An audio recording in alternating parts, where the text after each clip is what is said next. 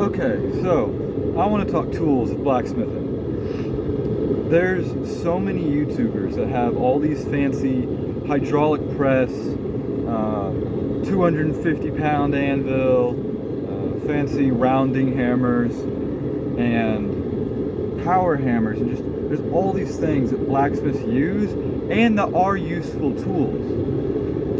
However, all those tools are helpful but not a necessity. So for my majority of my blacksmithing experience, I've wanted to do stuff and I've looked at stuff and I've been like, that would be so cool to make if I had X. If I had this, I'd be able to make that. That'd make it so much easier. So there's a really common misperception that you need all this fancy equipment to do these really simple things that you don't think so. For example, my latest knife that I've completed, it's this knife right here. I've just posted a video about it earlier today. I didn't even need a hot cut to make this hole.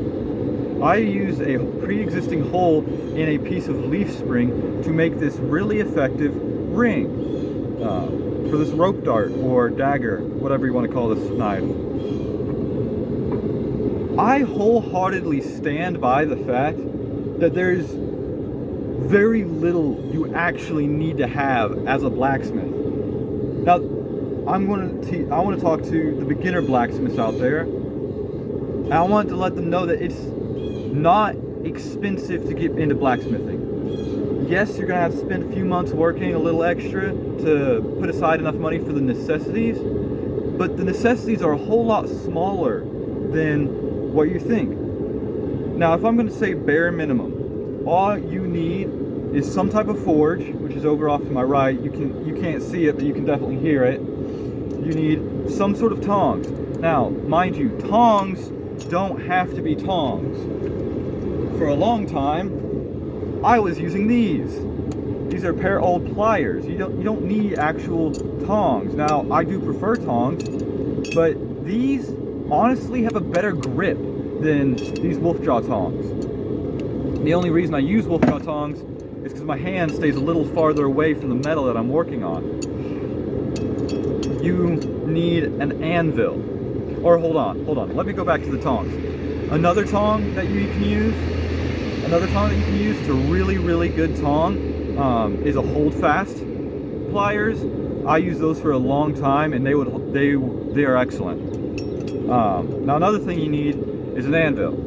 Now I'm planning on upgrading soon, but this anvil is a Harbor Freight anvil, and you'll hear a lot of crap about them. But you know what it's good at? It's really good at being an abuse anvil. These edges are really rounded here because I just use a really cheap hammer to hammer down the edges. You're not supposed to be able to do that, but the edges on these are too sharp to start with, and I just use a cheap hammer to round it out. And now, the last thing, you also need a forge. I'm not sure if I mentioned that, but I'm not going to go in depth about that because there's plenty of other YouTube videos.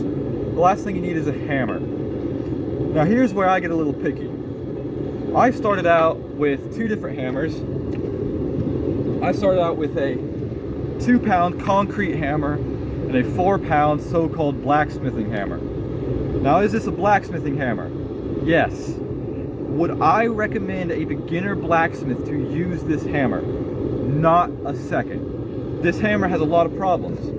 First off, it's the common Lowe's hammer. That hammer is really, really heavy. It's 4 pounds. There is a 3-pound option. But it has really sharp faces that can really mess up your work. What I suggest any blacksmith do is find yourself a hammer like this. Maybe not exactly a ball peen, though ball peen is my favorite personally, but an old used hammer. This is a 3.5-pound ball peen hammer that I found at a thrift store with my best friend. Now, I put a hickory handle on it, and I did a little of my fancy wood finish just because I can. It's not anything amazing, but it's such a simple head. It's really well weighted. It feels great in the hand. It's just, you don't need new tools, especially when it comes to steel. The newer stuff gets with steel, a lot of times the worse quality it is. So this hammer was $12. It was wildly cheap. It was not expensive in the slightest. So all a beginner blacksmith needs is a forge, a hammer, an anvil, and tongs. It's all you need. Now, to get into bladesmithing specifically, you do want a grinder. And I, again, just have the cheap Harbor Freight, piece of crap, abuse grinder. And it works well. I used it on all my knives. Even with this one, even though it has that forged finish still, I still needed to have some sort of way to grind down the edges after I forged in bevels. So I still needed the light sharpen to put on the edge. And now that's tools you need. Now I would love to talk about protection. If I'm teaching someone a lesson in forging, I will not allow them to forge for a second without hearing protections. I also play the drums. And I already have hearing damage from the drums. This is a necessity. You may think, oh, it's not that bad, because it might not hurt that bad. But the ringing from the anvil is loud enough to permanently damage your hearing. I would not say anywhere where you do not need some sort of hearing protection. That can be earplugs, but I prefer headphones like these. Especially since they're hollow, I can fit earbuds inside them and still listen to music while I forge. And here's the controversy. I don't even know where to start with blacksmiths like this. A lot of blacksmiths swear up and down against gloves. I don't mean to be rude, but I think they are completely wrong. See, you can even tell with just this glove that it's not just saved me from the heat, but I don't have a cut there because this glove saved me and took the cut for me.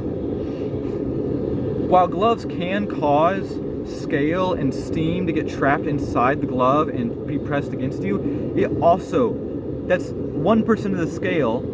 This scale is this metal stuff that comes off when you're blacksmithing. That's like 1% of the scale that gets down there and it gets trapped. Versus if you didn't have gloves, all the scale would hit your hands and all of that heat would be burning your hands. So I don't think in any world should a beginner blacksmith not have gloves.